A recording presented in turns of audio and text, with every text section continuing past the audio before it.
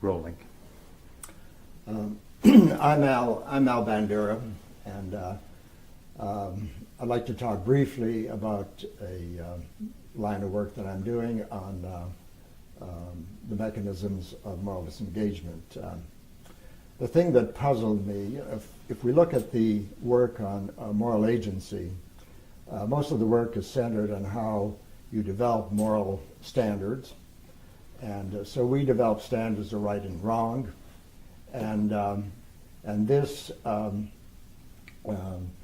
these serve as guides and deterrents for transgressive conduct, and so the assumption was that through these moral standards we do things that give us a sense of self-worth and pride, and we avoid violating our standards because it'll lead to self-censure, and so we bring our behavior in line with the standards. Now, the thing that puzzled me is that most of our large-scale inhumanities are perpetrated by people who, in other aspects of their lives, can be compassionate and humane, and so the challenge here was to explain why good people can do cruel things, and so the adoption of standards is only half the story, and really the less interesting half, because these moral standards do not operate as unwavering regulators of behavior. We have the talent to selectively engage and disengage our standards. And in fact, a person can be exceedingly compassionate and empathetic and cruel at the same time. For example, you have a commandant on a prison camp who is dictating a letter of extreme empathy and compassion to his ailing father, and he glances out the window and he sees an inmate there who he feels he isn't working hard enough, and he whips out his revolver and shoots him. So here, in the same instance, he is remarkably compassionate and empathetic, and at the same time barbarically cruel. And so the difference here is, who do you include in your category of humanity, and who do you exclude from your category of humanity? And so the work that I've been conducting is to try to specify what are the mechanisms by which people can selectively engage and disengage their morality. And so we've centered on 8 different mechanisms. 3 of them operate at changing detrimental behavior into good behavior. And the most powerful one is moral justification, that what we do is use moral and worthy ends to sanctify destructive behavior. And Voltaire put it well when he said, if you can lead people to believe absurdities, you can get them to commit atrocities.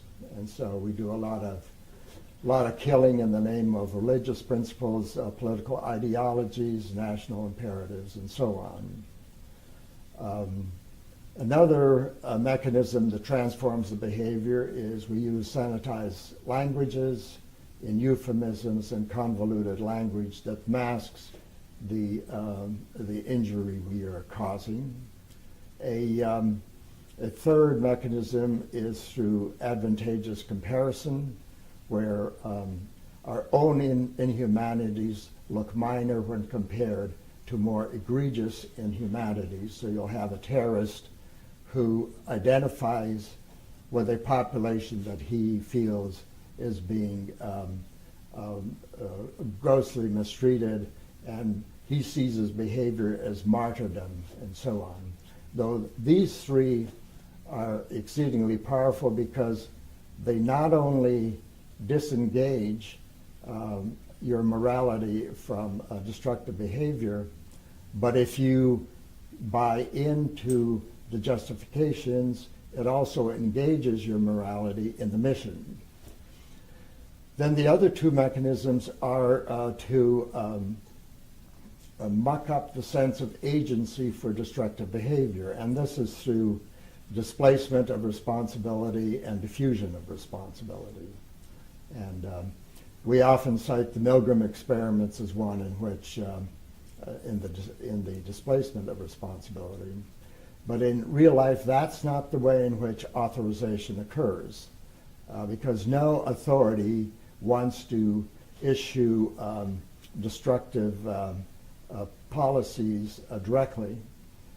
So what we have is surreptitious authorizing, where you use mazy structures of authority, so that, and you build in deniability into those authorization systems.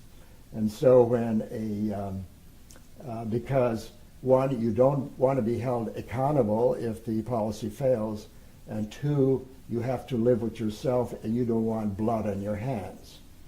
And this is why we have mazy systems of non-responsibility. And if an incident happens that's problematic, then this is treated as an isolated incident, and then you blame the subordinates for either misunderstanding or being overzealous.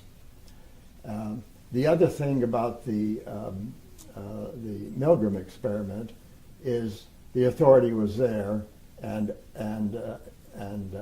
commanding them to do that, and also accepting responsibility for any harm that occurs. In effective systems, you want to put out good functionaries who will do it when you aren't around. And so here you have to distinguish between two levels of responsibility. The functionaries honor the authority with regard to the policy, but then they don't assume responsibility for the destructive behavior. So through surreptitious sanctioning and through this double allegiance, you have very effective functionaries even when you aren't around. The other is diffusion of responsibility. And there are three ways in which you do this. One, through group decision making.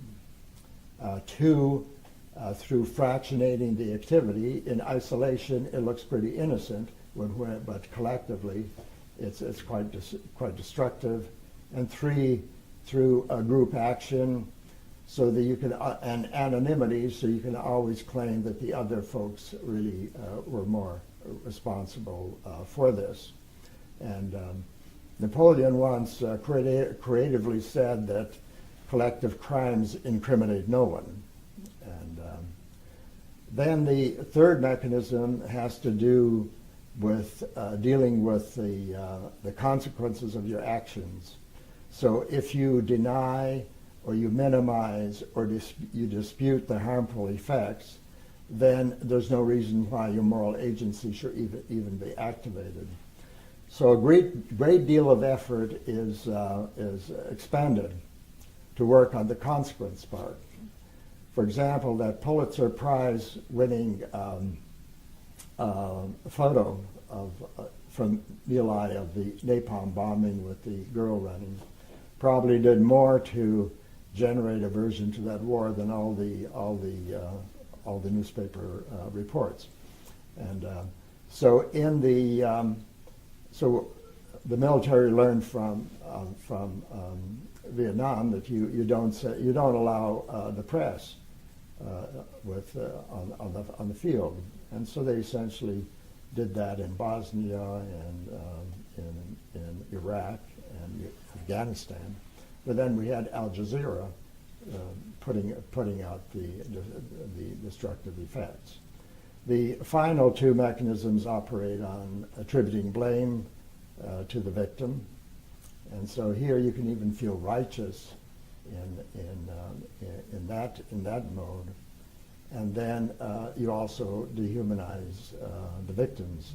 And if you cast in as subhumans, then this is a good way of restraining any sense of empathy toward them, and you destroy a sense of common humanity, and so the other line of research is really to demonstrate. We've done all this research on the power of dehumanization to bring out the worst in others. And the other line of research I'm conducting is the power of humanization to bring out the best in others.